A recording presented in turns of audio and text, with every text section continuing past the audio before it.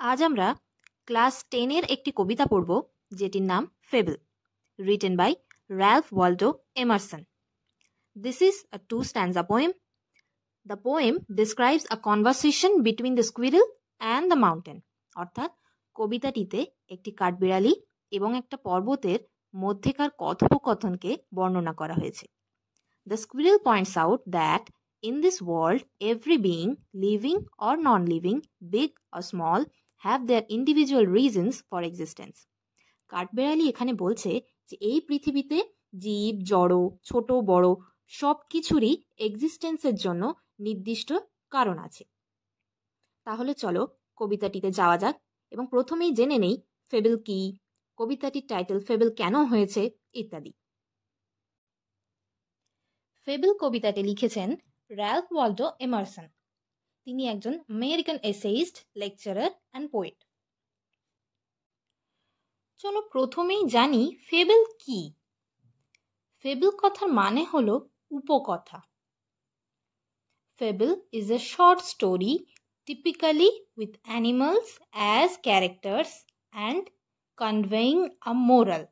অর্থাৎ ফেবল হলো একটা ছোট্ট গল্প যার প্রধান চরিত্র মূলত প্রাণীরা এবং যেটি একটি নীতি কথার বা নীতি শিক্ষা দেয়।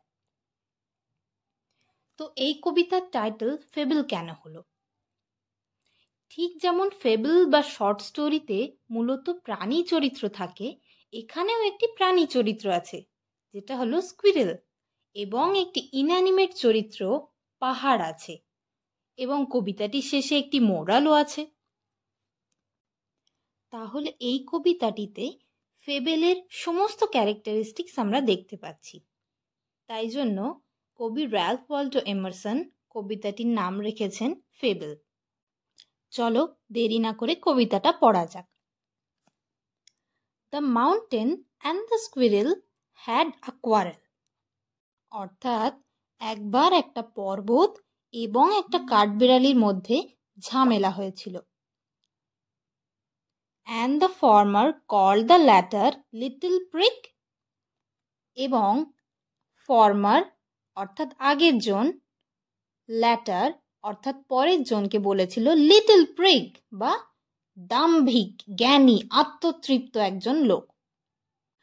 তাহলে কবিতার শুরুতেই আমরা দেখতে পাচ্ছি মাউন্টেন প্রথমে আছে, অর্থাৎ আগের জন বলতে এখানে মাউন্টেনকে বোঝানো হয়েছে, এবং স্কুইরেল পরে আছে, অর্থাৎ পরের জন বলতে স্কুইরেলকে বোঝানো হচ্ছে। তাহলে এখানে পাহাড় স্কুইরেলকে বলছে লিটল প্রিক বা তুমি নীতিবাদী একজন লোক। এখানে পাহাড় স্কুইরেলকে একটু ঠাট্টা বা টন্ট করে তার ছোট সাইজের জন্য তাকে নিয়ে মশকরা করছে। নেক্সট লাইন দেখো, বান রিপ্লাইড। এখানে বান হলো squirrel. You are doubtless very big, but all sorts of things and weather must be taken in together to make up a year and a spare.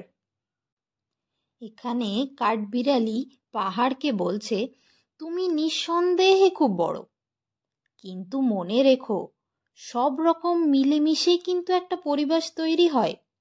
অর্থাৎ একটা বছরে যেমন শীত, গ্রীষ্ম, বর্ষা সব রকম ঋতু থাকে, সব রকম ওয়েদার নিয়েই একটা বছর তৈরি হয়। আবার যেমন আমরা দেখি একটা পরিবেশে ছোট বড় সব রকম প্রাণী বা বস্তু নিয়েই একটা পরিবেশ গড়ে ওঠে। ঠিক তেমনই স্কুইরেল বা কাঠবিড়ালি পাহাড়কে বোঝানোর চেষ্টা করছে তুমি হয়তো খুব বড়, কিন্তু একটা পরিবেশ তৈরি করতে সেখানে ছোট বড় সব রকম সব কিছুরই তো প্রয়োজন আছে। শুধুমাত্র পাহাড় থাকলেই তো পরিবেশ তৈরি হবে না, অন্য প্রাণীদেরও প্রয়োজন আছে। ঠিক তেমনই আমারও প্রয়োজন আছে। তার পরের লাইনে কাঠবিড়ালি কি বলছে দেখো, and I think it no disgrace to occupy my place. কাঠবিড়ালি বলছে I think it no disgrace, মানে আমি একদমই লজ্জিত নই, আমি একদমই লজ্জাবোধ করি না এই সামান্য জায়গা পৃথিবীর বুকে অধিকার করে রাখতে। অর্থাৎ আমি যে ছোট তার জন্য আমি একদমই লজ্জাবোধ করি না। পাহাড় তো অনেক বড়, তাই সে অনেকটা জায়গা অধিকার করে আছে, কিন্তু কাঠবিড়ালি একদমই ছোট, সে খুব কম একটা জায়গা পৃথিবীর বুকে নিয়ে আছে। পরের লাইনে বলছে, if I am not so large as you, you are not so small as I, and not half so spry. অর্থাৎ আমি হয়তো তোমার মতো এত বড় না, তুমিও তো আমার মতো ছোট নও। কাঠবিড়ালি পর্বতকে বলতে চাইছে, তুমি যদি তোমার বড় সাইজের জন্য গর্বিত হও, আমিও তো পারি আমার ক্ষুদ্র বা ছোট সাইজের জন্য গর্ববোধ করতে। And not half so spray, অর্থাৎ স্প্রে মানে হলো প্রাণচঞ্চল বা লাইভলি, এনার্জেটিক, অ্যাক্টিভ, ভিগোরাস, এগুলো হলো স্প্রের সিনোনিম। তাহলে কাঠবিড়ালি বলতে চাইছে, আমি যতটা চঞ্চল বা প্রাণবন্ত, তুমি তো তার অর্ধেকও নও, তাহলে তুমি কিসের জন্য এত গর্ববোধ করছো?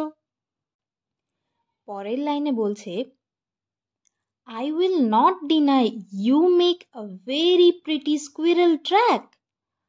বলছে কাঠবিড়ালি যে হ্যাঁ, আমি এটা অস্বীকার করছি না যে তুমি আমাদের জন্য খুব সুন্দর রাস্তা বা ট্র্যাক তৈরি করে দাও। অর্থাৎ পাহাড়ে যেসব জঙ্গল থাকে সেই সব জঙ্গলে কাঠবিড়ালিরা বসবাস করতে পারে, তারা সেখানে জীবিকা নির্বাহ করতে পারে, খাবার দাবার পায় ভালো। কাঠবিড়ালি বলছে হ্যাঁ, তুমি আমাদের এই হেল্পটা করো। তারপর কি বলছে, talents differ, all is well and wisely put. কাঠবিড়ালি এখানে সত্যি সত্যি কত বড় জ্ঞানের কথা বলছে দেখো। কাঠবিড়ালি বলছে ট্যালেন্ট বা প্রতিভা এক একজনের এক এক রকম হয়, সবার ট্যালেন্ট আছে এবং প্রত্যেকের ট্যালেন্ট স্পেশাল এবং একে অন্যের থেকে আলাদা। তাই বলে কাউকে ছোট করা তো উচিত নয়, কারণ আমাদের সকলেরই একে অন্যের প্রয়োজন আছে। All is well and wisely put, অর্থাৎ সৃষ্টিকর্তা প্রত্যেককে কিছু না কিছু ট্যালেন্ট দিয়ে সেগুলোকে সবার মধ্যে সমানভাবে বন্টন করেছেন। তারপরের লাইন দেখো, if I can not carry forest on my back, neither can you crack a nut.